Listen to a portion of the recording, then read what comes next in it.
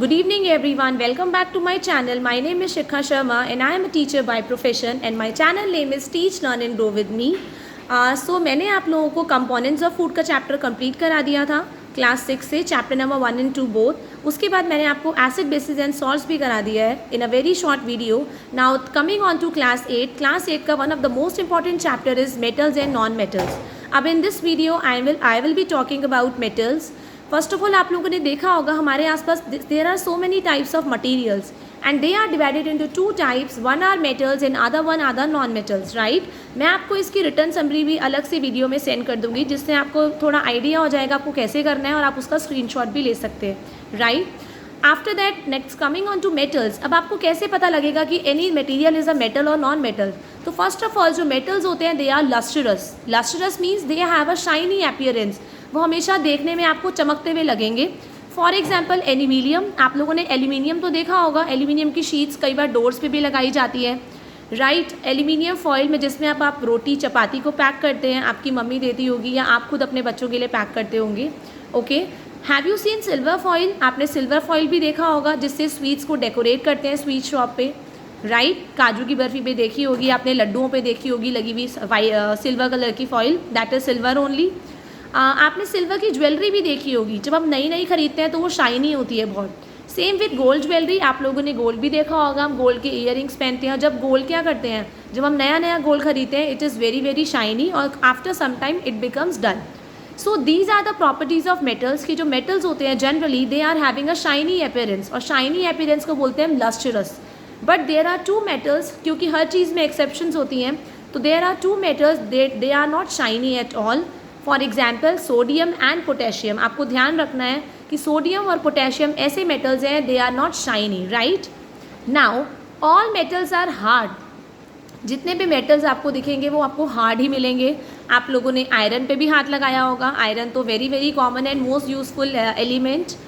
Iron को देखा होगा आपने, गोल्ड को देखा होगा, आप लोगों ने सिल्वर को भी हाथ लगाया होगा, कॉपर की वायर्स को हाथ लगाया होगा, कॉपर के बर्तन भी आते हैं उस पर भी कभी टच किया होगा, आपके घर पे भी होंगे.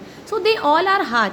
तो जनरली जो मेटल्स होते हैं they all are hard except two exceptions. अगेन दो एक्सेप्शंस है इसमें, अगेन सोडियम एंड पोटेशियम.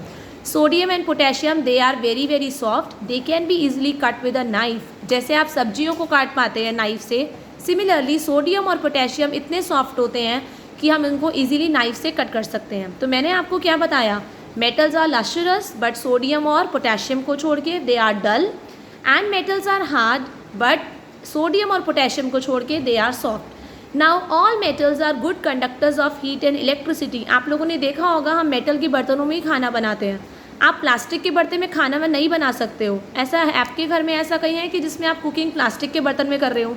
आपके कुकर, आपके जितने भी यूटेंसिल्स हैं घर में, ग्लासेस हैं, प्लेट्स हैं, स्पून्स हैं, जिससे सर्विंग स्पून है जिसमें आप कुकिंग करते हैं, वो जनरली सारे मेटल्स के बने होते हैं. वाई? बिकॉज वो बर्न नहीं होते हैं. Metals are good conductors of heat and electricity. अगर आप प्लास्टिक के बर्तनों में खाना बनाएंगे तो क्या होगा, प्लास्टिक बर्न हो जाएगा because it is a bad conductor, right. So metals are good conductors of heat and electricity, right. next coming on to malleability. जो metals होते हैं they are malleable मतलब आप उनको thin sheets के अंदर कट कर सकते हो. for example आपने एल्यूमिनियम की शीट्स देखी होगी. एल्यूमिनियम की शीट्स जो हम दरवाज़ों के ऊपर डोर्स पे लगाते हैं आप लोगों ने देखा होगा. आपने सिल्वर की शीट्स भी देखी होंगी. आप लोगों ने आयरन भी देखा होगा शीट्स की फॉर्म में. आयरन कई बार पिलर्स की फॉर्म में होता है. आपने जब घर बनता है, कंस्ट्रक्शन होती है तो सरिये होते हैं, वो रॉड फॉर्म में भी होता है. तो हम आयरन को भी किसी भी शेप में ले सकते हैं. जो मेटल्स की प्रॉपर्टीज़ जिसकी वजह से हम मेटल्स को शीट्स में चेंज कर सकते हैं उसको बोलते हैं malleability, right. Now next is ductility. Ductility क्या होता है, जिसकी वजह से हम मेटल्स को वायर्स में स्ट्रेच कर सकते हैं. अब आप लोगों ने देखा होगा जितनी भी वायरिंग होती है आप कॉपर की होती है. बिकॉज कॉपर जो होता है it is a best conductor of heat and electricity. Although copper से अच्छा सिल्वर होता है. जो आपके घरों में जितनी भी वायरिंग हो रही है आप लोगों ने देखा होगा ब्लैक कलर की तारें जा रही होती है. ऊपर वो ब्लैक कलर की तो प्लास्टिक की कोटिंग है पर अंदर उसके अंदर कॉपर की वायर होती है. तो जितनी भी आपकी इलेक्ट्रिकल फिटिंग्स होती हैं वो जनरली आपकी कॉपर की होती है. सिल्वर की भी हो सकती थी but silver is a very very expensive metal. Silver इतना महंगा आता है कि अगर हम सिल्वर की वायरिंग करेंगे तो हम बर्बादी हो जाएंगे, राइट. तो हमारी जो जितनी भी वायरिंग होती है वो कॉपर की होती है. ओके. सो जो मेटल्स होते हैं they are ductile also, ductile मतलब उनको हम वायर्स के भी फॉर्म में चेंज कर सकते हैं।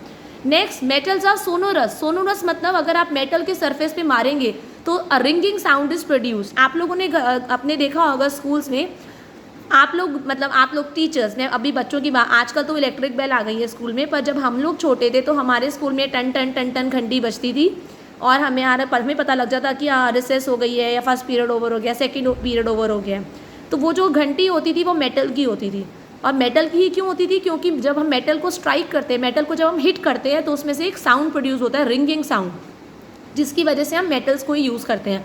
अगर आप प्लास्टिक की बेल लगाएंगे और प्लास्टिक को मारेंगे तो आपके तक ही आवाज़ सुनाई देगी, पूरे स्कूल में आवाज़ सुनाई नहीं देगी, राइट। तो they are generally and metals, one more property, metals are having high melting point and boiling point. जितने भी मेटल्स होते हैं उनका मेल्टिंग पॉइंट और बॉइलिंग पॉइंट बहुत ज़्यादा हाई होता है। In my next video I will be tell you more about metals and then I will start with non metals। मैंने आपको जो भी पढ़ाया मैं उसकी एक क्विक समरी आपको रिटर्न में भी दे दूँगी।